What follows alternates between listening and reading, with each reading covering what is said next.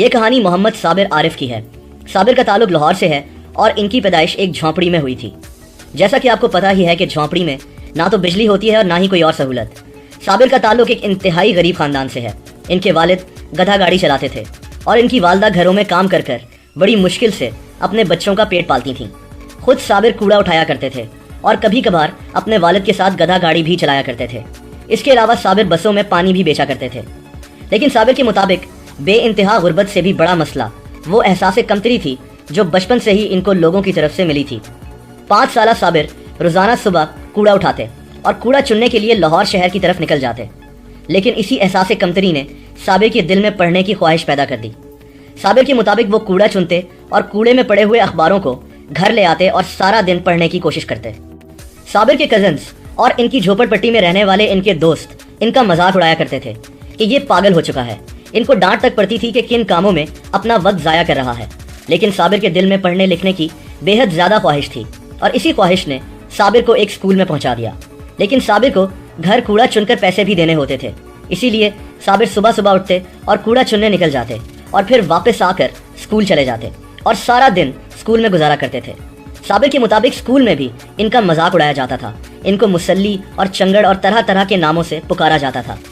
صابر کے مطابق ان کے ٹیچر سمجھتے تھے کہ یہ کوڑا چننے والا لڑکا ہے اور اس کا دماغ کام نہیں کرتا، لیکن انہی تعصبات اور کلاس ڈفرنس نے صابر کو مزید ہمت دی۔ دوستو، صابر کو انگریزی سیکھنے کا بے حد شوق تھا۔ یہ 5ویں اور 6ٹھی کلاس سے ہی انگریزی سیکھنا شروع ہو گئے تھے۔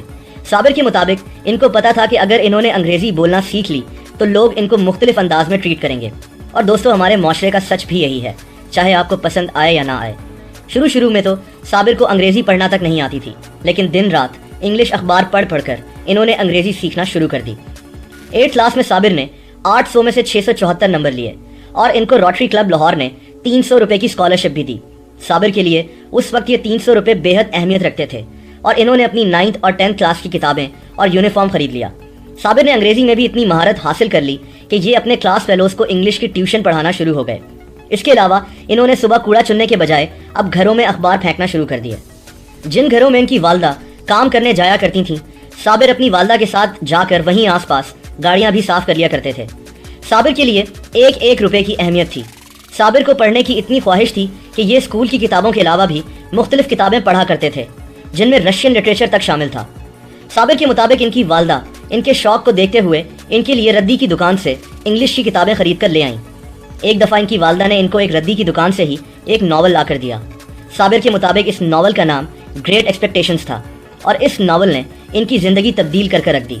اس ناول میں بھی ان کے جیسا ایک کردار تھا جو اپنی محنت سے کامیاب ہو جاتا ہے، اور صابر نے خود کو وہی کردار سمجھنا شروع کر دیا۔ صابر نے اسی طرح میٹرک پاس کر لیا اور دیکھتے ہی دیکھتے سیما یعنی chartered institutes of management accountants بھی کر لیا، اور یہ اب مختلف جابز کرنے لگے۔ اس کے علاوہ یہ سوشل ایکٹیوسٹ بھی بن گئے۔ انہوں نے لکھنا بھی شروع کر دیا۔ یہ بچوں کو ٹیوشن بھی پڑھاتے تھے۔ صابر کے مطابق ان کی پروفائل ہی تبدیل ہو کر رہ گئی۔ ان کی جھونپڑ پٹی میں کسی کو یقین نہیں آتا تھا کہ صابر کہاں سے کہاں پہنچ گیا۔ دوستو، صابر کے اپنے مطابق پڑھائی لکھائی نے ان کے اندر کی احساس کمتری کہ یہ چوڑے اور چنگڑ ہیں کو ختم کر دیا۔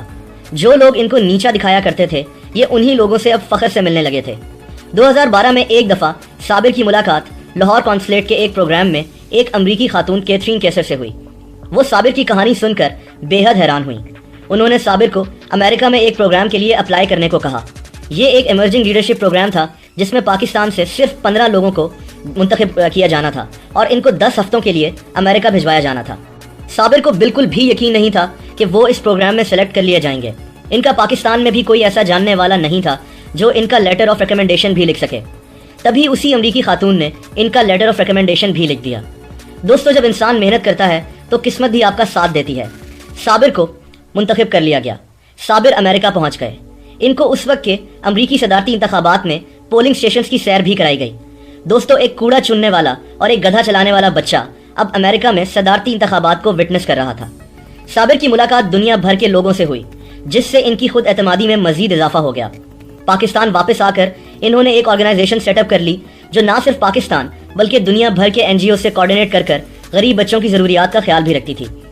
صابر نے اپنی جھونپڑ پٹی میں موبائل ٹوائلٹس کا پروجیکٹ بھی شروع کیا، کیونکہ ان کے مطابق وہاں کے بے شمار لوگ صرف ٹوائلٹس نہ ہونے کی وجہ سے بیمار ہو کر مر جایا کرتے تھے۔ 2014 میں اور پھر 2015 میں साबिर फिर से मुख्तलिफ कॉन्फ्रेंसेस में शिरकत करने अमेरिका पहुंच गए। इसके अलावा 30 साल साबिर कई ममालिक का सफ़र भी कर चुके हैं और अब अपनी एक ऑर्गेनाइजेशन चला रहे हैं। दोस्तों, ऐसी कई कहानियां हमारे इर्द गिर्द मौजूद हैं। पाकिस्तानी फैशन डिज़ाइनर महमूद भट्टी, जो फ्रांस में फ़ैशन की दुनिया में एक बहुत बड़ा नाम है, लाहौर के इलाके समनाबाद में रहा करते थे। 1977 में ये 19 साल की उम्र में फ्रांस चले गए। इनके अपने मुताबिक ये लाहौर में इतने गरीब थे कि ये रोज़ाना दाता साहब खाना खाने जाते थे। इनका एक दोस्त पेरिस में रहा करता था और वहाँ पढ़ने के लिए गया हुआ था। महमूद भट्टी उसको ख़त लिखा करते थे। दोस्तों, उस ज़माने में फ्रांस में वीज़ा सिस्टम नहीं हुआ करता था। महमूद भट्टी अपने उसी दोस्त की मदद से किसी तरह पेरिस पहुँचने में कामयाब हो गए। इन्होंने पेरिस का टिकट भी अपने दोस्त से पैसे इकट्ठे करके लिया था। इनके अपने मुताबिक ये सख्त सर्दी में अंडरग्राउंड मेट्रोज में सोया करते थे और कूड़े में से खाना चुनकर खाया करते थे। इनको फ्रेंच का सिर्फ एक लफ्ज़ आता था और वो था ट्रवाई, कि मैं काम ढूंढ रहा हूँ। इनके पास पैसे नहीं थे, लेकिन आहिस्ता आहिस्ता इनको छोटे मोटे काम मिलना शुरू हो गए। ये पेरिस के एक फैशन ऑफिस में सफाई का काम करना शुरू हो गए और ये पैकेट्स भी उठाया करते थे। वहीं इन्होंने फैशन और कपड़ों के मुतालिक सीखना शुरू कर दिया।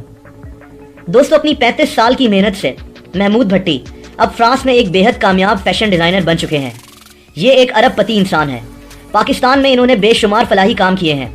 बचपन में सरकारी हॉस्पिटल्स में धक्के खाने की वजह से इनकी हमेशा से ये ख्वाहिश थी कि ये पाकिस्तान में एक हॉस्पिटल बनाएं। लाहौर का नेशनल हॉस्पिटल इन्हीं ने तामीर करवाया है।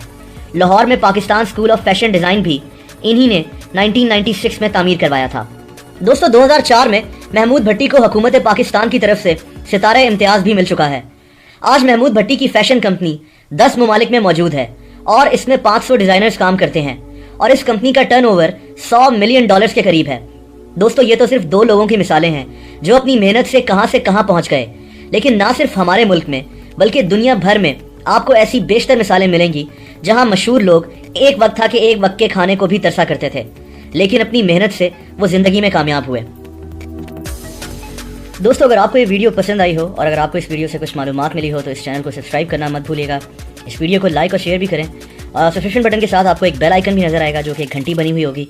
अगर आप उस पर क्लिक कर देंगे तो इस चैनल की सारी अपडेट्स आप तक पहुंचती रहेंगी। इस वीडियो के नीचे आप अपने कमेंट्स भी दे सकते हैं। अपना ख्याल रखें। अल्लाह हाफ़िज़।